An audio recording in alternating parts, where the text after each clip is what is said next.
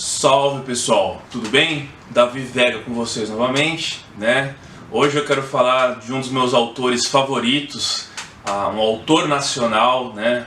Praticamente na minha visão, o pai da literatura infanto-juvenil brasileira, sobretudo de São Paulo, né? Paulista, mas claro que abrange todo o território nacional, né? Que influenciou não apenas a mim, né? Que sou de uma geração posterior a dele, mas todas as gerações passadas, inclusive da minha mãe, né, que cresceu no interior de São Paulo, e da mãe de muitos amigos meus também, que quando eu mencionava o nome desse autor, falava: nossa, conheci ele, as obras dele, já visitou minha cidade, ele visitou quase todas as cidades dos interiores, né, e era uma pessoa muito famosa e aclamada, foi membro da Academia Paulista de Letras, e foi uma das pessoas que melhor retratou o Brasil para os jovens, né, para coisas do nosso folclore, né, seguindo mais ou menos os passos de Monteiro Lobato, mas de uma forma bem lúdica, né, sendo um dos criadores da literatura de aventura. Eu quero falar do grande Francisco Marins. Francisco Marins, nascido em 1922, né, no município de Pratânia, no interior de São Paulo, né? E ele viveu boa parte da sua vida, né? Praticamente a vida toda em Botucatu, e veio a falecer em 2016, se eu não estou enganado, né? O Francisco Marins, ele escreveu diversos livros, né? Hoje eu quero falar especificamente do Aldeia Sagrada, que é o meu livro favorito dele, já vou falar desse livro aqui. Mas eu tenho outros dele, que é o Verde Era o Coração da Montanha. Ele também escreveu um livro muito famoso chamado A Montanha das Duas Cabeças, né? E Em Busca do Diamante. Em Busca do Diamante, ele faz parte de uma coleção que é as aventuras do Perova, né? O Perova que conta a história de uma espécie de pioneiros, né, como se fossem bandeirantes que vão adentrando ao território brasileiro na época da exploração e tudo mais. Então eu tenho esses 3 livros dele aqui. Ele escreveu inicialmente lançando numa coleção chamada Taquarapoá, que era o nome da fazenda que o Francisco Marins praticamente nasceu e cresceu, né? E depois praticamente todos os livros dele foram relançados numa coleção muito famosa que fez parte da minha infância e existe até hoje, da editora Ática, que é a coleção Vagalume. Essa coleção Vagalume lançou vários livros clássicos, né, da literatura de aventura e infanto-juvenil brasileira, né, como por exemplo Xisto no Espaço, Escaravelho do Diabo. Escaravelho do Diabo teve sua versão cinematográfica recentemente, e principalmente A Ilha Perdida, né? Esse livro aqui da Maria José Dupré, é um livro muito, muito famoso, muito clássico. Os livros da coleção Vagalume, eles são todos ilustrados dentro, né? Ilustrações, ao longo vai passando a história e tal. Então assim, eu cresci, por ter sido também um jovem, né? Um garoto de sítio, eu lia esses livros da coleção Vagalume e outros livros também, como As Aventuras de Tintim, os clássicos da literatura de aventura, As Minas do Rei Salomão, os livros do Tarzan, né, também, né, e, enfim, eu lia todos esses livros e assistia esses filmes antigos, que eram os filmes que saíam em VHS, que também não eram da minha época, né, eram daquela geração das matinês do cinema e tudo mais, que já não era nem mais a minha geração. E eu cresci embebido dessa narrativa de aventura, né, desse mundo de fantasia. E então eu, com pouca idade, também resolvi escrever as minhas próprias aventuras.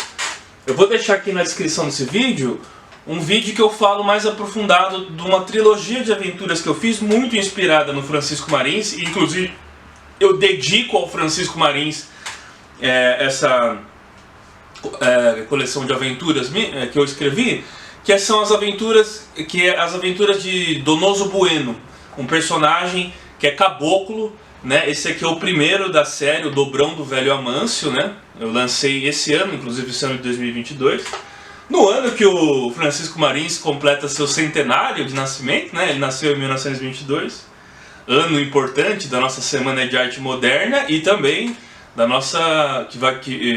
do centenário da independência, né, em 1922, e agora vai ter o bicentenário da independência em 2022. O segundo é o Donoso Bueno e a Dama de Elche, que se passa na Espanha. Esse aqui, o nosso aventureiro se passa ambientado na Guerra Civil Espanhola, vai atrás do busto da Dama de Elche. E Donoso Bueno, O Segredo dos Caraíbas. O Segredo dos Caraíbas é basicamente o livro que encerra a trilogia de aventuras desse personagem que eu criei. Então, essa série de aventuras minha, eu me baseei muito também, né, nos livros da editora Vagalume, né? Os livros clássicos, até as ilustrações e tudo, é muito parecido, né? Então eu me sinto honrado de poder ter também lançado livros para contribuir para a literatura de aventura infanto-juvenil do Brasil, muito baseado nos livros também que eu cresci lendo da editora Vagalume. O Francisco Marins, inclusive, ele conseguiu ser o único autor brasileiro numa coleção infanto-juvenil chamada Delphin. Essa coleção Delphin é uma coleção britânica, europeia, que reuniu os maiores livros, né, de literatura infanto-juvenil e de aventura escritos no mundo todo, e o único autor brasileiro a ter um livro lançado nessa coleção foi justamente o nosso grande Francisco Marins, né?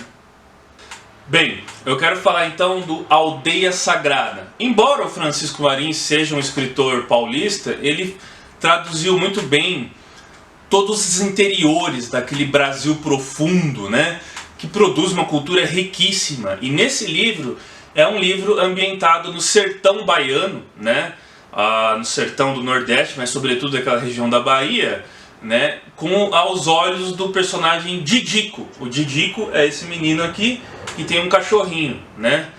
E esse livro vai ser ambientado em partes dele durante a Guerra de Canudos, né? O livro começa com o Didico na sua aldeia, né? No seu vilarejo, né? E ele tem uma figura muito emblemática, né? Que é o Chico Viramundo. Chico Viramundo é o seu padrinho, né? O Didico recém perdeu o pai, né? Ele é órfão de pai e ele ainda sente muita falta de seu pai. E o Chico Viramundo era muito amigo de seu pai e tudo, e o Chico Viramundo tem esse nome porque ele sai justamente da aldeia e é uma espécie de retirante, de cigano também, né? Que viaja por todo o Brasil, né? E ele chega àquela aldeia trazendo novidades, contando as coisas que ele vê do mundo afora e tal. Então ele é o único canal de mostrar para o Didico que existe um mundo muito maior do que aquela aldeia a qual ele vive. Esse é o livro Aldeia Sagrada, né? É o meu favorito da coleção Vagalume. E, bom, o Francisco Marins é uma espécie de Jules Verne, né? O Júlio Verne, que escreveu aqueles grandes livros da literatura mundial, né? O livro vem com ilustrações, assim, né? Retratando muitas passagens e figuras, né? Da nossa própria história brasileira, dos sertões, né? Enfim, do Brasil profundo, né? É uma pessoa que soube ter a sensibilidade de traduzir muito bem o sentimento, né, e a aura do Brasil profundo, né? E precisamos de escritores mais assim, né, nas gerações de agora e futuras, que não fique só nessa literatura de autoajuda, né, com todo respeito, mas a boa literatura ela precisa ser resgatada, né?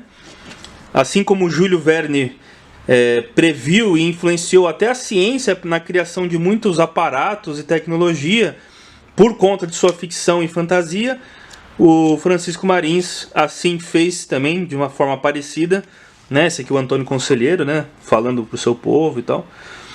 Ele fez de uma forma parecida para a nossa imaginação e até para a imaginação de um garoto como eu, que cresci lendo suas histórias, né? E o Chico Viramundo simplesmente desaparece. Então esse é o início do livro, né? Porque o livro justamente é a busca do Didico junto com o seu cachorrinho atrás do seu padrinho Chico Viramundo, né? E o curioso é que esse livro, ele faz exatamente, o Francisco Marins, ele faz uma espécie de literatura que me agrada muito, eu enquanto um apaixonado por história, que é o que eu sempre pretendi fazer também nos meus livros. Inclusive na coleção do Donoso Bueno eu faço isso. É misturar a história real, a história mesmo, né? A história enquanto matéria, né? História com H maiúsculo, com as histórias, né? Não se fala mais histórias, né, na língua portuguesa, mas com a história, ou a história com H minúsculo, dos personagens, a história fictícia. Então, por exemplo, ele mistura a história da Guerra de Canudos e os eventos que aconteceram com o olhar de um personagem fictício. E na minha série de aventuras do Donoso Bueno, eu faço exatamente a mesma coisa. O primeiro se passa em Santana de Parnaíba, em São Paulo, durante a Revolução Tenentista, tem o escravismo também. O segundo durante a Guerra Civil Espanhola e o terceiro na Rio de Janeiro dos anos 50, já do segundo governo Vargas, né, do período democrático, que vai culminar no suicídio do Vargas em 54. Enfim, tem uma série de eventos que são pano de fundo para a história dos meus personagens. E o Francisco Marins ele faz exatamente a mesma coisa no Aldeia Sagrada, né? Então ele tem uma passagem logo no início do livro que ele fala justamente que o pai do Didico e o próprio Chico Viramundo e os mais antigos daquela aldeia, eles ajudaram na expedição para pegar o Bendegó. O Bendegó foi um meteorito que caiu, o maior meteorito já encontrado em solo brasileiro, né? Caiu do espaço, caiu no solo brasileiro. E ele era gigantesco, né? Aliás, gigantesco esse meteorito, né? E ele era muito emblemático e tal, né? Para as pessoas daquela região. E me lembra um pouco essa história dos muçulmanos também, né? Da pedra Kaaba, né? Que é aquela pedra sagrada dos muçulmanos, que ninguém sabe se ela é um meteorito que veio do espaço ou se ela é uma pedra terrena, né? Daqui do mundo da Terra, que foi sagrada justamente para o Maomé, né? E dizem que quem tocar nela tem todos os seus pecados perdoados. É conhecida como Pedra Negra e fica em Meca, acho que está em Meca, né? Cidade sagrada dos muçulmanos. Até foi construída uma fortaleza lá e não se deixa nem chegar perto, e eles não deixam nem os cientistas averiguar se é uma pedra que veio do espaço ou se é uma pedra terrena, né? E o Bendegó, ele tem essa mística, lógico, não chega também a ser um lugar de peregrinação e tal, mas ele foi muito importante para as pessoas simples, né, humildes daquela região do Nordeste, onde ele ficou por muito tempo, né? E o Bendegó, depois ele foi transferido para o Museu Nacional, que infelizmente, por conta do descaso à cultura que o Brasil tem, né, o museu pegou fogo em 2018, né, queimando boa parte de seu acervo, e o Bendegó foi uma das únicas coisas que resistiu ao incêndio, se eu não me engano, porque é uma pedra, né? Enfim, os objetos que foram incinerados não tiveram a mesma sorte, mas o Bendegó parece que foi uma das únicas coisas que sobreviveu. Infelizmente até a Luzia, nosso fóssil mais antigo, talvez até tenha sido danificado por conta desse incêndio criminoso. E quando eu digo criminoso, eu sei que não foi ninguém que pôs fogo, eu acho que foi um curto-circuito. Mas é criminoso pelo descaso do governo com a nossa cultura, com a nossa história, né? Eu fiquei sabendo que os assessores de um deputado, né, o auxílio paletó de um deputado, a verba destinada a isso é maior do que a verba que poderia ter sido destinada para restaurar o museu e preservar nosso museu. Mas é mais importante o paletó de um deputado do que a nossa história, né? E infelizmente, então, o fogo consumiu a nossa história. É até uma metáfora, né, para um país que não toma cuidado da sua história e tem um desrespeito ao seu próprio passado, né? Bom, e a Aldeia Sagrada, então, ele conta a história do Didico, que vai atrás do seu padrinho, né, o Chico Viramundo, e aí tem toda uma aventura pelo sertão nordestino, e ele vai colocando aqui no final de cada capítulo, ele vai colocando uma relação de palavras, ele vai colocando um glossário, né, explicando todas as palavras que ele apresenta no livro. Né? Então são palavras que não são tão habituais ao nosso vocabulário, né? E aí ele vai colocando no meio do texto e no final ele vai colocando um glossário do que é cada palavra, né? Então é muito interessante, né? Ele vai colocando o que é cangaço, cuia, o nome das cuias, o nome das ferramentas que os nordestinos usam. Muito interessante mesmo. É um livro que vale a pena porque você se diverte tendo uma aventura e aprendendo não só o vocabulário de um Brasil profundo, né? De um Brasil que praticamente se transformou muito dessa época para cá, né? E aos olhos do personagem de uma forma lúdica, de uma forma de aventura e tudo mais, mas ao mesmo tempo você aprende história de uma forma incrível também. Para mim, essa é a genialidade do autor, né? A genialidade está em saber transformar o conceito em materializado na ficção, né? E aí é uma das coisas mais interessantes, né? A academia ela tem uma escrita fria, uma escrita descritiva, densa, né? Citações e tudo mais. Mas quando você tem o conceito, seja o histórico, o filosófico, seja o que for, e você transforma isso, ou até antropológico, né? Transforma isso materializado na ficção, para mim essa é a grande genialidade do escritor mesmo, né? Então, quando o Didico parte em busca de seu padrinho, ele vai junto de um amigo de seu padrinho, que era o Barnabé e a Joviara, né? São os dois personagens que acompanham o Didico, né, nessa aventura em busca de seu padrinho. E aí ele narra justamente o episódio da Guerra de Canudos. A Guerra de Canudos, né? Vamos contextualizar um pouco sobre esse evento histórico. Ela aconteceu entre 1896, se não me engano, novembro de 1896 e 1897. Você tinha a figura do Antônio Conselheiro, e ele aparece no livro, o Antônio Conselheiro também, né? Que era um religioso que abdicou de toda a sua vida, de seus confortos, de uma segurança da vida, e se dedicou à vida missionária, à vida pregando em toda aquela região muito pobre, que sempre foi muito pobre do Brasil, e arregimentando seguidores. Acontece que o Antônio Conselheiro começou a se tornar uma figura mística e ele começou a regimentar muitos seguidores, né? E inclusive tinha pessoas de posses, né? De médios proprietários e até grandes proprietários que abdicavam de tudo para seguir o Antônio Conselheiro. E na época eram os primeiros anos da República, né? A presidência era do Prudente de Moraes. Prudente de Moraes foi o primeiro presidente civil depois de dois presidentes militares, Marechal Deodoro da Fonseca, o primeiro presidente, e Floriano Peixoto, o segundo presidente, numa época que a República tentava se instalar de uma forma autoritária no Brasil, porque ela ainda não tinha conseguido convencer esse novo regime, né, republicano, não tinha ainda conseguido convencer aquele Brasil que ficou por muitos anos vivendo sob uma monarquia, né? As pessoas não entendiam o que era esse novo regime republicano. Dizem que o Antônio Conselheiro ele não era monarquista de fato, mas por ter sido uma liderança religiosa e por ter tido monarquistas que seguiam ele, né? Não necessariamente ele foi visto pela República como um líder que queria trazer de volta a monarquia, né?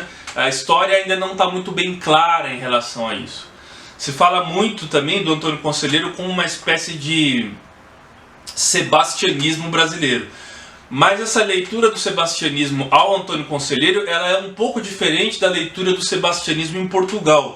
Porque o sebastianismo em Portugal está muito ligado a um rei que desapareceu no norte da África, na Batalha do Alcácer Quibir, que era o Dom Sebastião, que eles esperavam que ele voltasse e assumisse o trono. Então não é a volta de um líder desaparecido, né? Porque o Antônio Conselheiro estava ali. Era o sebastianismo no sentido de talvez de um messianismo, talvez a palavra melhor fosse messianismo do que sebastianismo. Mas é a nossa forma de sebastianismo à brasileira, né? Com essa diferença de que não é um rei que volta desaparecido do norte da África, né? E o Antônio Conselheiro, então, ele junta todos esses seguidores, né, forma uma aldeia em Canudos, né, praticamente uma cidade, e na Bahia, né, no sertão baiano, e também pega partes do Ceará, se não me engano. E o governo da República olha para isso como um poder paralelo, e eles tentam destruir Canudos. O exército brasileiro então tem uma investida a Canudos, eles fazem 4 investidas, 3 eles fracassam, os jagunços, né? Os jagunços e os cangaceiros e jagunços e os seguidores, né? Os seguidores de Antônio Conselheiro derrotam o exército brasileiro 3 vezes, nas 3 investidas, e o exército brasileiro só consegue na 4ª investida e tem um massacre total, por isso se fala de massacre de Canudos. Canudos é o único evento militar, ou um dos únicos, né, que a palavra guerra é empregada na história do Brasil. Você tem a Guerra de Canudos, acho que a Guerra do Contestado também, a Guerra do Contestado usa a palavra guerra também. Mas é um dos poucos eventos que a gente usa a palavra guerra, e que sempre usa muito sabinada, balaiada, cabanagem, sempre na intenção de tirar a palavra guerra ou revolução para tentar passar essa história de que o Brasil é um país pacífico, né? E não é um país beligerante, mas a gente sabe que nossa história foi marcada por insurgências, por conjurações, conjuração baiana, por exemplo, por conjurações e inconfidências e insurgências também. Então, essa ideia do Brasil ser um país pacífico, a gente pode muito bem relativizar também, né? E o próprio caráter autoritário do brasileiro, né? O brasileiro tem um caráter autoritário e tem uma dificuldade muito grande em lidar com o conceito de democracia, que é aquele conceito de democracia do governo civil, enfim, e a nossa república foi marcada por diversas rupturas, né? E Canudos, de certa forma, é uma intervenção militar. A gente fala da intervenção militar no Rio de Janeiro, por exemplo, né? Que aconteceu anos atrás, aquela intervenção que teve nos morros do Rio de Janeiro. E a gente esquece que em Canudos essa prática foi basicamente a mesma prática, a intervenção do exército brasileiro para conter aquela população que eles consideravam um poder paralelo, né? Ele retrata muito bem a Batalha de Canudos, né? Inclusive com essa ilustração e tal. E eu me lembro de um fato curioso, né, de Canudos, que é a história do Cabo Roque, né? O Cabo Roque, que ele supostamente tinha desaparecido na batalha e ficou tido como herói, né? Que morreu em batalha ou desapareceu na batalha, protegendo seu oficial, né? Seu tenente, se não me engano, oficial. E depois, muitos anos, se constatou que o Cabo Roque fugiu e estava morando no interior, né? Morando escondido no interior por muitos anos. E a figura heróica do Cabo Roque caiu por terra, né? E de herói ele passou a ser tido como exemplo de covardia, né? Por ter fugido da batalha e abandonado a batalha, né? E seus camaradas na batalha, preservando sua vida e vivendo como um covarde escondido numa cidade do interior, né? Muitos soldados do exército brasileiro, a eles foram permitidos pedaços de terra, né? E eles voltaram do sertão para o Rio de Janeiro e não receberam o que o governo prometeu. Então muitos deles foram morar nos morros. Então dizem que até o surgimento da palavra favela é por conta de uma planta que tinha muito naquela região do Nordeste, que eles tinham contato durante essa Guerra de Canudos. Então, e depois tem a questão dos retirantes, né, dos migrantes, né? Os retirantes que vieram, muitos até com a história do pau de arara, que vinham daquela região para o Sudeste, e talvez de regiões que tinham essa palavra, essa árvore rasteira, né, que é conhecido como favela, e o nome favela ficou para as nossas habitações irregulares, né? Hoje, por conta de um politicamente correto, até um termo foi mudado, né? Não se fala mais favela, se fala comunidades, mas aqueles ainda que querem até causar um impacto maior, né? Falam a palavra favela ou favelado para causar esse impacto mesmo, de uma situação terrível e de uma moradia precária que infelizmente o Brasil ainda não conseguiu resolver esse tipo de problema social, né? Resolver e dar um pouco de dignidade ao morador, ao cidadão brasileiro, né? É uma coisa que ainda é uma pedra no nosso sapato, infelizmente, né? Bom, então como o livro mistura história e ficção, ele não podia deixar de mencionar, é claro, a figura mais importante que registrou a Guerra de Canudos e que foi embora fosse jornalista, né? foi um precursor, inclusive, do trabalho etnográfico, sociológico e até antropológico do nosso campo das humanidades no Brasil, que foi o grande Euclides da Cunha, que escreveu esse livro aqui, Os Sertões, né? Um livro clássico, onde ele narra justamente essas investidas do exército contra Canudos. Ele foi enviado pelo próprio governo, né, para estudar Canudos, né? E o Didico, no livro, em certo momento, encontra o Euclides da Cunha, que é um jornalista, ele fala um jornalista tal, que está entrevistando os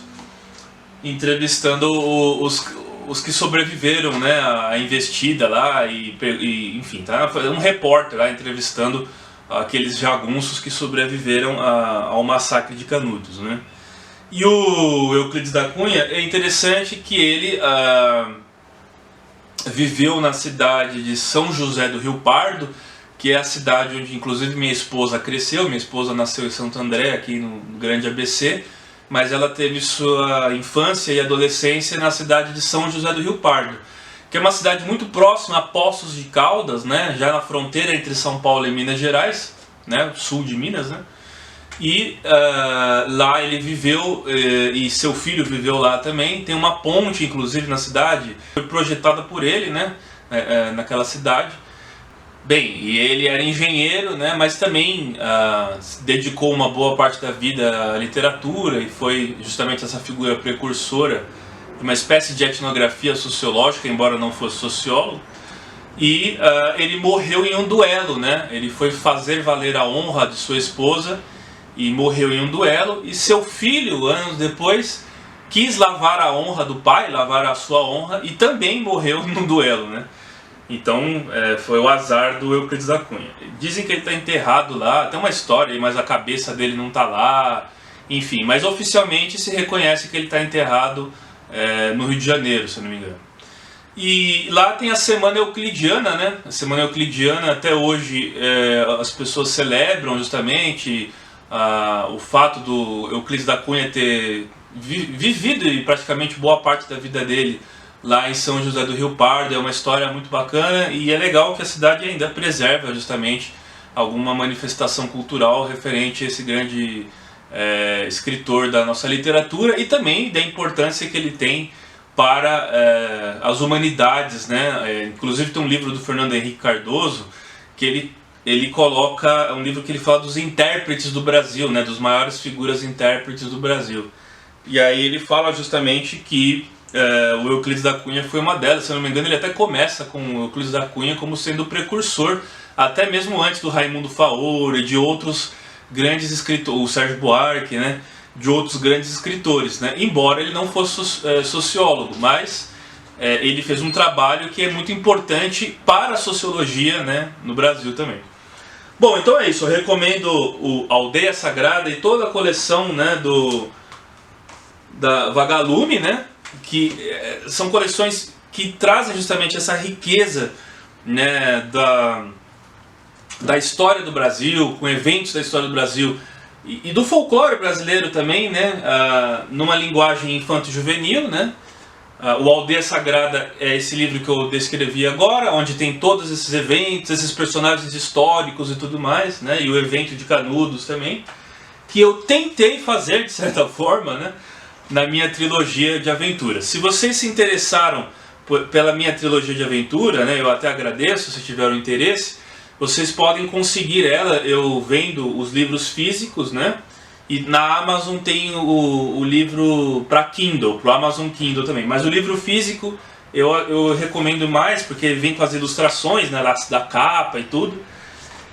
E vocês podem me mandar um e-mail, eu vou deixar meu e-mail aqui na descrição do vídeo, né? Se vocês querem um pouco mais de informação sobre justamente essa coleção minha, eu tenho na minha página pessoal, que eu vou deixar também na descrição desse vídeo. Então é só entrar em contato comigo e eu, com o maior prazer, vou enviar essa trilogia de aventuras, muito baseada nesses grandes clássicos da aventura, da literatura nacional, e principalmente na figura do grande Francisco Marins, que para mim é o pai da literatura infanto-juvenil, embora a gente saiba que tenha o grande Monteiro Lobato, né, a figura expoente, mas depois do Monteiro Lobato é o pai desse tipo de literatura, né, porque ele basicamente continuou o seu trabalho, né, e ele foi muito importante para as gerações, né, dos anos 50, 60, né, que nem as gerações da minha mãe, por exemplo, né, e principalmente para as gerações dos anos 80 e 90, que é a minha geração, que cresceu lendo as aventuras da coleção Vagalume, que é uma coleção que há pouco tempo foi reeditada, e ela é sempre reeditada, ela é sempre relançada, né? Eu acho que as coisas boas e clássicas, elas nunca saem de moda, né?